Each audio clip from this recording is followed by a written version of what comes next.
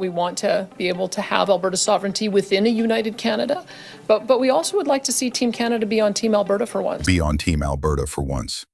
Alberta, a province that's long felt ignored and underappreciated, just made a shocking move.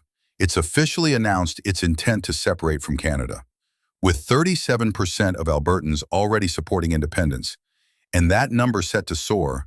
A recent poll found about 25% of Albertans support the idea of separatism. Canada as we know it, a recent poll found about 25% of Albertans support the idea of separatism. The growing support for Alberta's separation from Canada is not just a passing political trend. It's a movement gaining real momentum.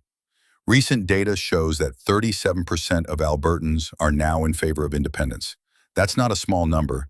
It's a clear sign that something's for a rally calling for Alberta to separate from Canada. We wish to be in charge as Albertans of our own nation. Taken Alberta for granted for far too long.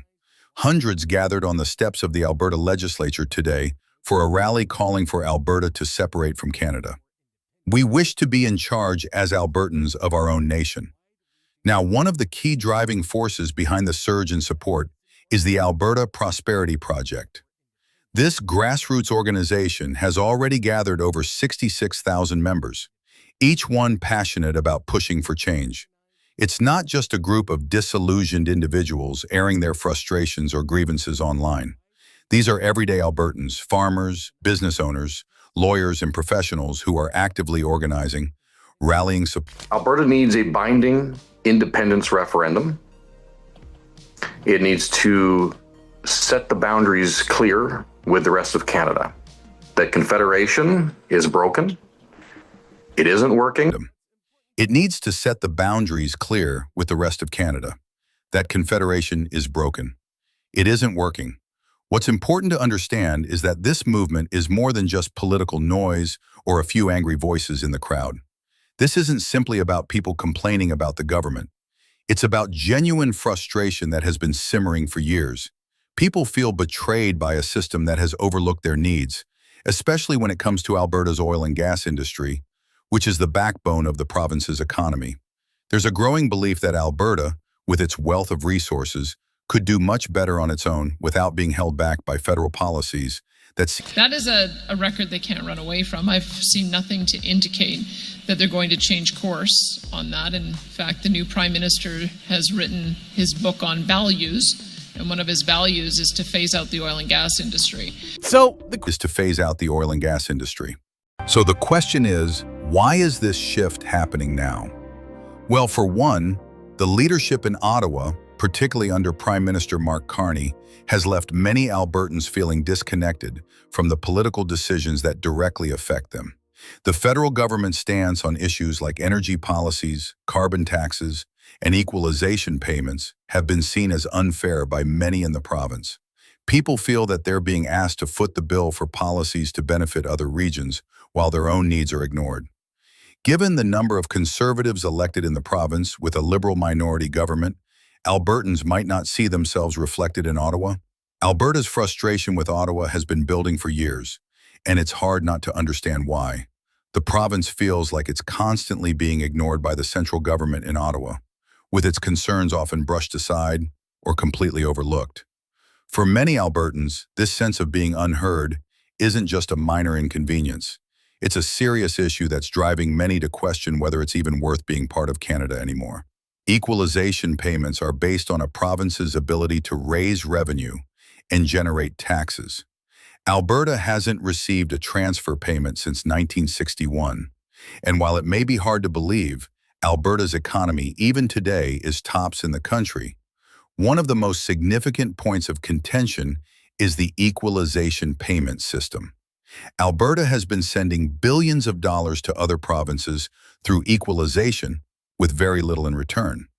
This has sparked a feeling of injustice among many in Alberta who feel that they're being punished for their hard work and natural resources.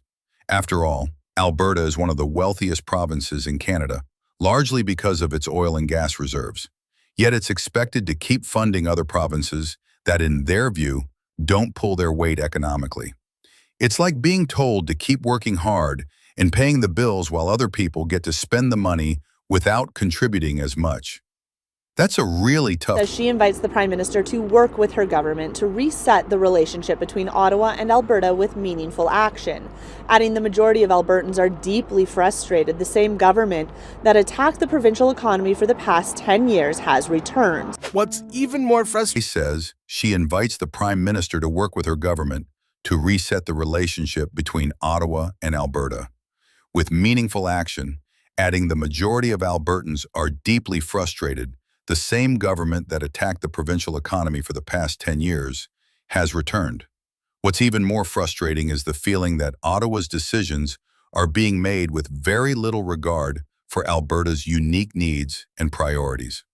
Most federal policies seem to cater to the interest of Ontario and Quebec, where the majority of Canada's population resides.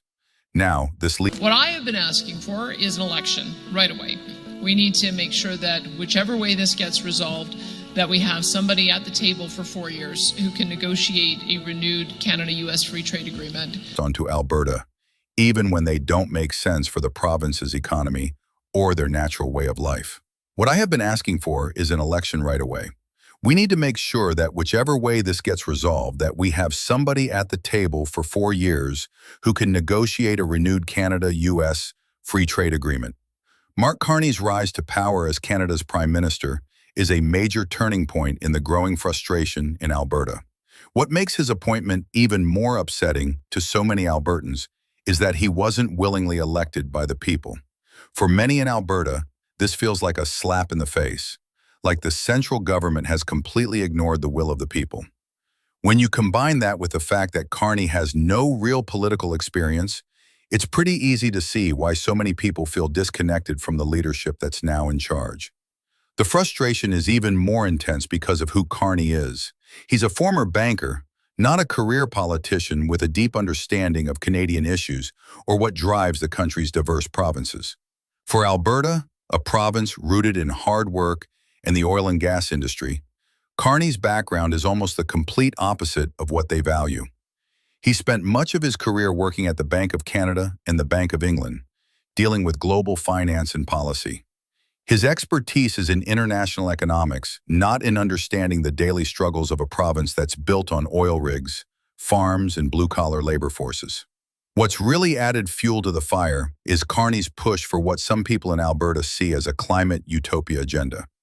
For Carney, tackling climate change is at the top of the agenda, and that's fine, but it's not the reality that most Albertans are facing. The province is a global leader in oil and gas production. So I don't think it does Alberta any good if we end up seeing massive increases to industrial carbon taxes. It's been quoted many times saying he thinks that the carbon tax is too low. To many in Alberta, Carney's climate policies feel more like an international political statement than a practical approach to running a country that includes a province so dependent on oil. So I don't think it does Alberta any good if we end up seeing massive increases to industrial carbon taxes. It's been quoted many times saying he thinks that the carbon tax is too low. This contrast between Alberta's hardworking oil industry and Carney's polished international banker image is pretty stark.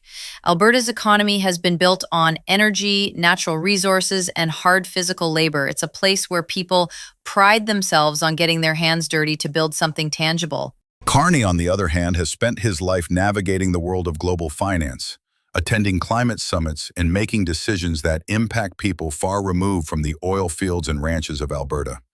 That disconnect has only fueled the belief that Carney's leadership is out of touch with the needs and values of Albertans. So what are your thoughts? Let us know in the comments section down below.